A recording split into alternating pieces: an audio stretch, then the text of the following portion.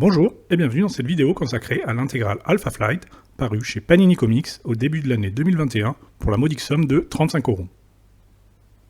Pour ceux qui ne connaîtraient pas Alpha Flight, ou la division Alpha en français, c'est un groupe de super-héros canadiens qui est apparu dans un premier temps dans la série X-Men de Chris Claremont et John Byrne, et qui a obtenu par la suite sa propre série, écrite et dessinée par John Byrne et dont on pouvait suivre les aventures dans Strange.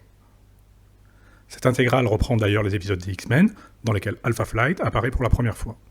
C'est quelque chose que l'on peut évidemment comprendre. Si Panini ne l'avait pas fait, ça leur aurait probablement été reproché, mais à titre purement personnel, j'avoue que je le regrette un petit peu, car d'une part, ça fait pas mal de double dipping avec les intégrales X-Men, et d'autre part, c'est tout de même frustrant d'avoir au final aussi peu d'épisodes de la série Alpha Flight à proprement parler.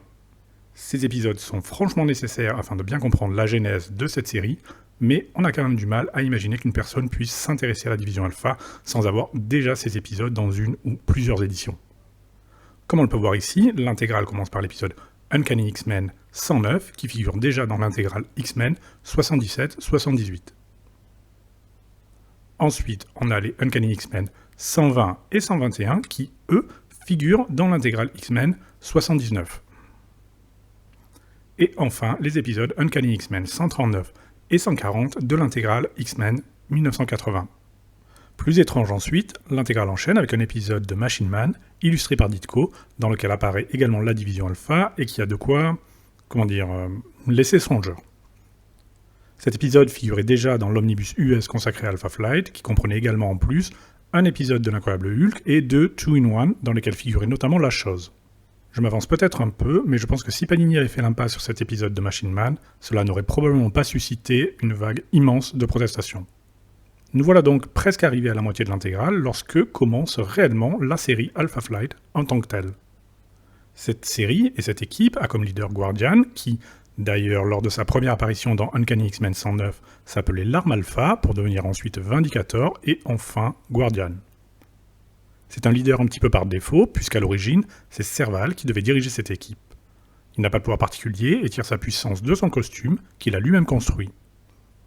Une sorte de croisement entre Captain America et Iron Man à la sauce canadienne. On trouve ensuite mes deux personnages préférés, à savoir Shaman et Arfang, les plus mystiques et ésotériques du groupe. Shaman pourrait être comparé à un Docteur Strange amérindien, chirurgien de renom, et Shaman Sarsi. Quant à Arfang, c'est une métamorphe qui peut prendre la forme des bêtes du Grand Nord canadien.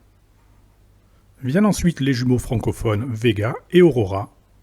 Vega étant un cliché ambulant du français désagréable et hautain, tandis qu'Aurora est beaucoup plus intéressante avec sa double personnalité et ses troubles psychologiques qui frôlent parfois la folie.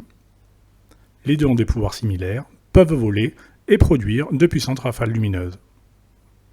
Sasquatch, quant à lui, peut se transformer en Sasquatch. C'est la force brute du groupe, car j'imagine que c'est un peu une figure imposée dans les équipes de super-héros. On verra également très rapidement deux personnages qui, techniquement, ne devaient pas faire partie de la division Alpha, mais qui rejoindront tout de même le groupe lorsque le gouvernement canadien retirera son soutien à l'équipe, c'est-à-dire quasiment dès le début. Je veux parler bien évidemment du formidable Puck, un nain pugiliste à l'agilité et aux techniques de combat étonnantes, et dont l'humour et le caractère attachant joua pour beaucoup dans le succès de la série. Et enfin, Marina, amphibienne, qui développera rapidement une relation privilégiée avec Namor, probablement le personnage qui m'intéressait le moins à l'époque, même si, dans son origin story, tous les personnages auront la leur dans cette intégrale, il y a une case qui m'a particulièrement fait sourire. Dans une communauté fermée comme celle de cette petite île où la consanguinité est fréquente, les êtres hors normes ne sont pas rares. Je pense que les insulaires apprécieront. Que penser d'une manière générale de cette intégrale ? Au niveau des dessins, c'est du pur bonheur. On retrouve un John Byrne au top, sauf bien évidemment lors de sa célèbre et facétieuse fumisterie du combat dans la neige. On peut noter d'ailleurs que ce n'est pas la seule fois qu'il nous aura pondu une belle page blanche. On pense à certains passages de She-Hulk ou des Avengers. Après, en ce qui concerne les scénarios et le déroulement de l'histoire, je suis un peu plus partagé. En effet, c'est une série qui commence assez lentement et avec assez peu, au début en tout cas, d'interaction entre les différents membres de l'équipe.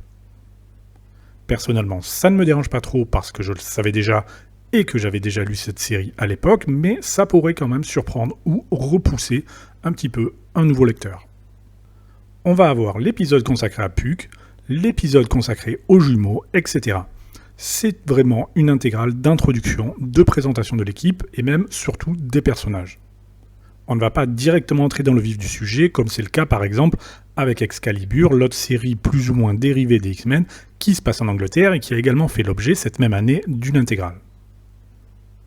À titre purement personnel, je suis bien content que Panini ait sorti cette intégrale, mais j'espère surtout qu'ils n'attendront pas trop longtemps avant de sortir le volume 2, sachant que pour le moment, il n'y a toujours rien d'annoncé.